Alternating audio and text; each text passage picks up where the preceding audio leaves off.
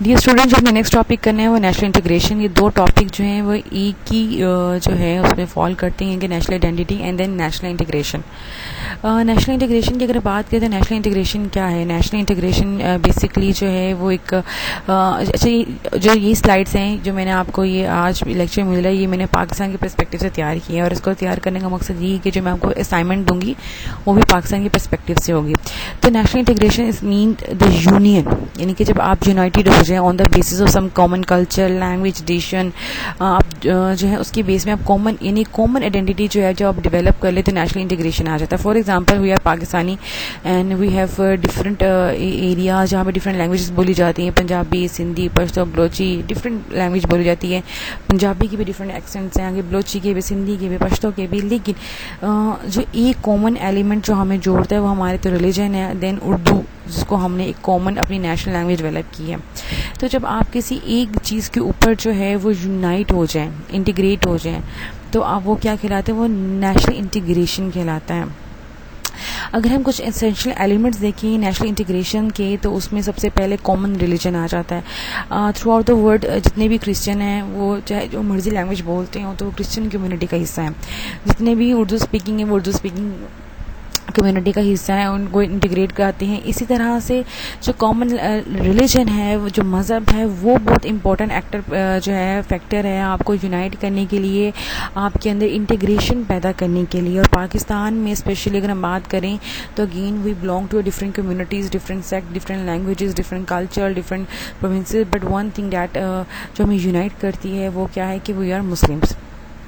जो second most important actor है national integration का, वह कॉमन टेरिटरी, कि आप एक मखसूस इलाके में रहते हो। 1970 में जब ईस्ट पाकिस्तान वेस्ट पाकिस्तान से अलग हुआ तो उसकी अलग होने की सबसे बड़ी वजह ये थी कि उसके अंदर कॉमन टेरिटरी नहीं थी, यानी कि ईस्ट पाकिस्तान वेस्ट पाकिस्तान से काफ़ी दूर था। इसी तरह से अगर हम एक और एग्जांपल लें तो ईस्ट और वेस्ट जर्मनी बाद में इंटीग्रेट, ईस्ट और वेस्ट जर्मनी दो अलग अलग कंट्रीज जो है हमारे सामने, लेकिन बाद में इंटीग्रेट होगी क्योंकि उनकी जो है कॉमन जोग्राफिकल टेरिटरी सी, यानी कि वो एक कॉमन जो है टेरिटरी जो है वो शेयर करते थे, अपने बॉर्डर शेयर करते थे। इसी तरह से जब आप कॉमन टेरिटरी में रहते हैं, एक लिमिटेड एरिया में रहते हैं, तो आपके अंदर जो है वो नेशनल इंटीग्रेशन जो है वो ज़्यादा स्ट्रॉन्ग हो जाता है। जो थर्ड इंपॉर्टेंट एक्टर्स हैं नेशनल इंटीग्रेशन, कॉमन लैंग्वेज है कि आप जो ज़ुबान बोलते हैं, आप जो लोग आपस में जैसे ज़ुबान समझ सकते हैं, वो अपनी फीलिंग समझ सकते हैं, तो ये बहुत हेल्पफुल होता है in developing a national integration. ठीक है, जैसे एमसी कहता है those is one important and common language which create national unity. क्योंकि आप लैंग्वेज के थ्रू अपनी एफिलिएशन, अपने एस्पिरेशन जो है वो शेयर कर रहे होते हैं। सिमिलरली कॉमन रेस, कि आप अगर एक स्पेसिफिक रेस से बिलोंग करते हैं तो वो एक बहुत इंपॉर्टेंट एलिमेंट। फॉर एग्जांपल जैसे तुर्की कहते हैं डैट वी आर तुर्क्स, क्योंकि हम एक औस खान की नस्ल से बिलोंग करते हैं। हम यहाँ पे देखते हैं कि पाकिस्तान में डिफरेंट मुगल्स हैं, अराई हैं, राजपूत हैं, तो उनके कॉमन जो होते हैं वो भी इंटीग्रेशन डेवलप करते हैं। लेकिन जब हम नेशनल इंटीग्रेशन की बात करते हैं तो हम फिर मुगल्स, अराई, राजपूत, इन सब से ऊपर होकर हम बात करते हैं। फिर हमारी इंटीग्रेट होने का, हमारे यूनाइट होने का जो है वो एक कॉमन एलिमेंट बन जाता है। स्पेसिफिकली अगर हम पाकिस्तान की बात करें तो वो कॉमन एलिमेंट क्या है? वो मज़हब है। अगर हम फिफ्थ जो है वो कॉमन ट्रेडिशन है कि आपका ट्रेडिशन जो है वो सेम है।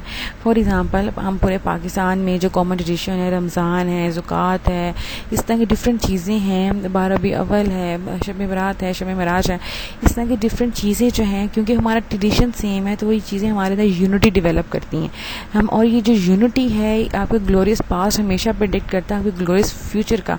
अगर आपका ट्रेडिशन यूनाइटेड है, आपके इंटीग्रेटेड है, तो डेफिनेटली आपका फ्यूचर भी इंटीग्रेटेड होगा। Then democracy in the current world, in the current scenario, in the current era, democracy जो है बहुत इंपॉर्टेंट एलिमेंट है नेशनल इंटीग्रेशन का, क्योंकि वो आपको liberty, equality, rule of law, transparency, इस तरह के एलिमेंट आपको देते हैं। और जब ये एलिमेंट आपके स्टेट में फुली इस्टेब्लिश होते हैं तो आपका स्टेट ऑटोमेटिकली जो है वो इंटीग्रेट हो जाता है, वो एक जो है वो यूनाइट हो जाता है, वो डेवलप हो जाता है। अगर हम बात करें कि इम्पोर्टेंस ऑफ नेशनल इंटीग्रेशन, कि वो क्या इम्पोर्टेंस है जो है वो किसी भी स्टेट जब नेशनल इंटीग्रेशन डेवलप करता है तो क्या चीज़ें उसकी इम्पोर्टेंस जो है वो उसकी इम्पोर्टेंस क्या है नेशनल इंटीग्रेशन की, तो सबसे नंबर 1 जो है प्रॉस्पेरिटी है कि आपके स्टेट जो है वो डेवलप करता है, ग्रो करता है। जब आप कलेक्टिवली किसी चीज़ के लिए यूनाइट हो जाते हो तो आपके अंदर प्रॉस्पेरिटी का एलिमेंट ज़्यादा आ जाता है। आप किसी भी इशू के टुवर्ड जब आप अपना एक स्पेसिफिक एजेंडा स्टैब्लिश कर लेते हो, सेट कर लेते हो, अपना एक मोटिव सेट कर लेते हो, तो आप जो है वो स्ट्रॉन्ग हो जाते हो। आप ज़्यादा बेहतर तरीके से जो है उस इशू को रिजॉल्व कर पाते हो। ठीक है, तो आपके अंदर जो है किसी भी इशू को रिजॉल्व करने का जो एलिमेंट है वो ज़्यादा स्ट्रॉन्ग आ जाता है, क्योंकि आपका किसी चीज़ को देखने की अप्रोच जो है वो सेम हो जाती है। फिर आपके स्टेट में पीस एंड ऑर्डर आ जाता है। नेशनल इंटीग्रेशन जो है वो डिफरेंट किस्म के क्योस को, डिसऑर्डर को ख़त्म करता है। जब आपके मुल्क के अंदर नेशनल इंटीग्रेशन हो तो आप हर किस्म की डिवीज़न से ऊपर होकर सोचते हो। आपके लिए नेशनल इंटरेस्ट, नेशनल एजेंडा जो है सबसे इम्पोर्टेंट फॉर मोस्ट होता है। और जब वो ये नेशनल एजेंडा और नेशनल इम्पोर्टेंट मोस्ट होता है तो फिर आपके मुल्क के अंदर ऑटोमेटिकली पीस एंड ऑर्डर जो है वो स्टैब्लिश हो जाता है।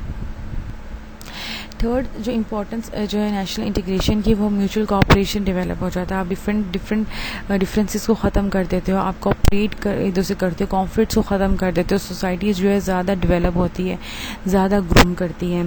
फोर्थ जो है वो वेलफेयर ऑफ पीपल। जब आपका स्टेट इंटीग्रेटेड होती है, डिफरेंटली डिवाइड नहीं होती, तो वो स्टेट बेटर वे में जो है वो अपने लोगों की वेलफेयर के लिए काम कर सकती है।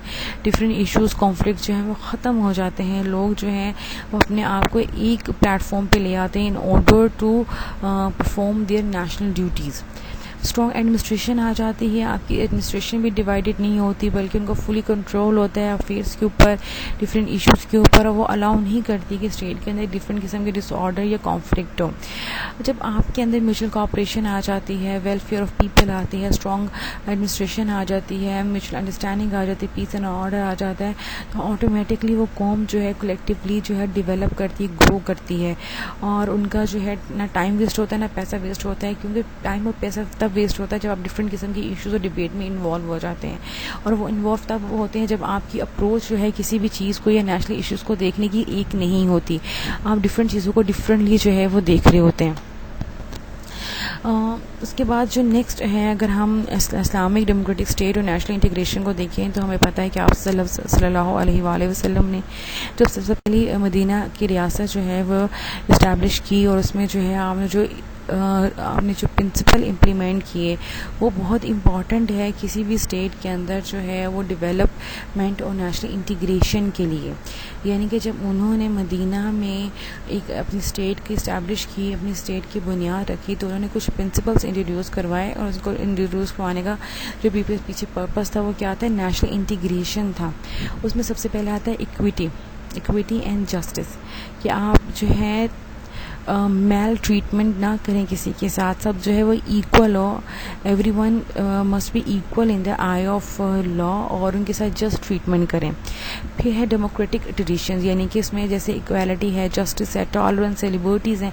These are the pillars of democracy, यानी कि हर जो है बंदा इक्वल है अपने स्टेट में, कोई भी जो है लॉ से अबव नहीं है, बल्कि तमाम जो हैं वो लॉ के बिलो हैं, लेकिन इक्वल है, सबके पास इक्वल राइट्स हैं।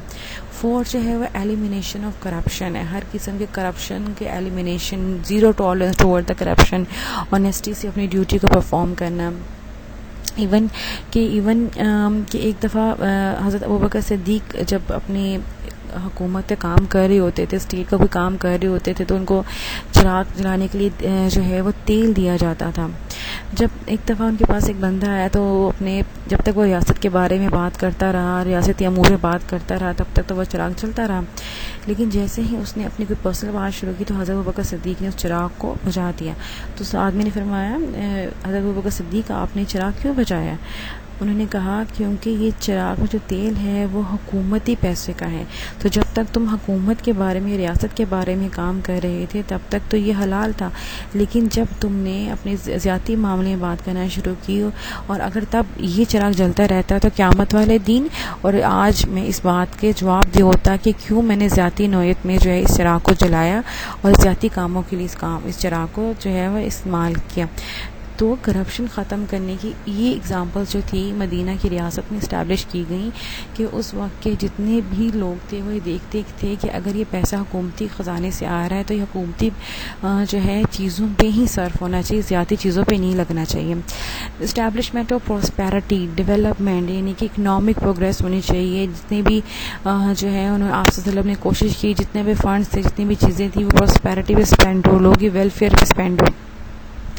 रिलीजियस फ्रीडम बहुत इंपॉर्टेंट एलिमेंट है, क्योंकि हम मोस्टली जो है ये समझते हैं कि अगर पाकिस्तान इस्लामिक रियासत है तो वहाँ पर जो है रिलीजियस फ्रीडम नहीं होनी चाहिए। वहाँ पे डिफरेंट जो मिनॉरिटीज़ हैं उनको जो है अपनी इबादत करने की इजाज़त उस तरह से नहीं होनी चाहिए जो हमारे एक्सट्रीमिस्ट ग्रुप हैं, लेकिन ऐसा नहीं है। जब मदीना की रियासत बनी तो आप सल्लल्लाहु अलैहि वसल्लम ने बाकायदा रिलीजियस फ्रीडम दी और कहा कि जितनी नॉन मिनॉरिटीज़ हैं वो अपने अपने हदूद के अंदर रह के जो है वो अपनी इबादत भी कर सकते हैं और अपनी फेथ को लिबर्टी के साथ परस्यू भी कर सकते हैं और कोई उनको जो है वो हार्म नहीं करेगा। ये स्टूडेंट ये शॉर्ट लेक्चर था आज का, क्योंकि बिल्कुल अब पेपर हमारे करीब आ रहे हैं एग्ज़ाम्स, तो और बिल्कुल थोड़ा सा टॉपिक रह गए कवर करने वाले हैं। जो आपकी इस वीक की असाइनमेंट है वो है कि नेशनल इंटीग्रेशन की प्रॉब्लम्स क्या है पाकिस्तान में, ठीक है। What are the problems of national integration in Pakistan, जो आपको जो है इसी वीक में सबमिट करवानी है। सॉरी, इस वीक नहीं, आपको ये जो है वो नेक्स्ट ट्यूसडे तक सबमिट करवानी है। Thank you.